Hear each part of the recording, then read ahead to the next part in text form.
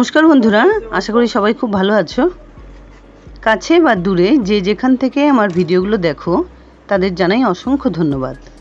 ধোকার ডালনা খেতে কিন্তু সবাই কম বেশি খুব ভালোবাসি।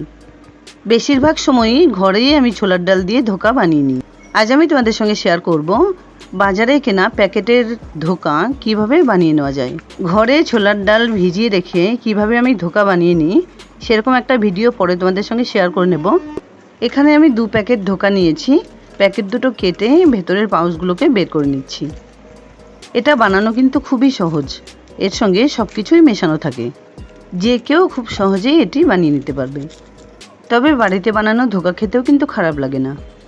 সবার প্রথমে গ্যাস অন করে একটা কড়াইতে দিয়ে দিচ্ছি 1 থেকে 1.5 গ্লাস পরিমাণে জল।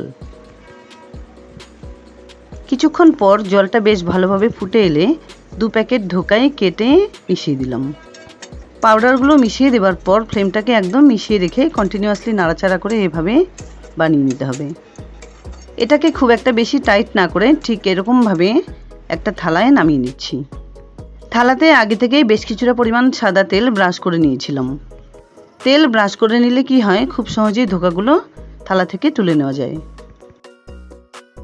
এবার খুন্তিটা একটু পরিষ্কার করে নিয়ে পাশেই একটা বাটিতে কিছুটা পরিমাণ জল রেখে জলে 2-3 বার খুন্তিটা ডিপ করে এই মিশ্রণটাকে থালায় খুব ভালোভাবে ছড়িয়ে নিতে হবে। যতটা পরিমাণ মোটা বা পাতলা সেটা নিজের উপরে ডিপেন্ড করে।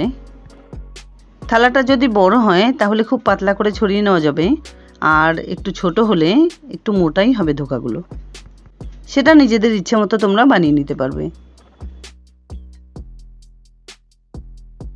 মোটামুটি 2-3 মিনিট আমি এটাকে ফ্যানের নিচে এভাবে রেখে একটা ঝুড়িতে একটু একটু পরিমাণে জল লাগিয়ে বরফি আকারে এটাকে কেটে নিচ্ছি। তোমরা তোমাদের শেপ অনুযায়ী কেটে নিতে পারো, তবে বরফি আকারে কেটে নিলে কিন্তু ধোকা খেতে বা দেখতে খুব ভালো লাগে। এখানে এই রেসিপিতে কিন্তু আমি ধোকার ডালনা কিভাবে বানালাম সেটা শেয়ার করিনি, সেই জন্য খুবই দুঃখিত। জাস্ট ধোকাগুলো এবার ভেজে নেব।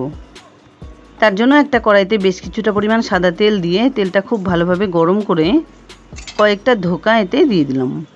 সমস্ত ধোকাগুলো গোল্ডেন ব্রাউন কালার করে ভেজে নেবার পর জিরে, তেজপাতা, আদা বাটা আর আলু দিয়ে ডালনা বানিয়ে নেব। আমার শেয়ার করা ছোট্ট এই রেসিপিটি ভালো লাগলে লাইক, শেয়ার, কমেন্টস করতে ভুলো না কিন্তু। পুরো ভিডিওটা দেখার জন্য অসংখ্য ধন্যবাদ। আমার সমস্ত বন্ধুদের কাছে একান্ত অনুরোধ রইল, এরকম নিত্য নতুন রেসিপি দেখার জন্য আমার পেজটাকে তোমরা ফলো করে নিও।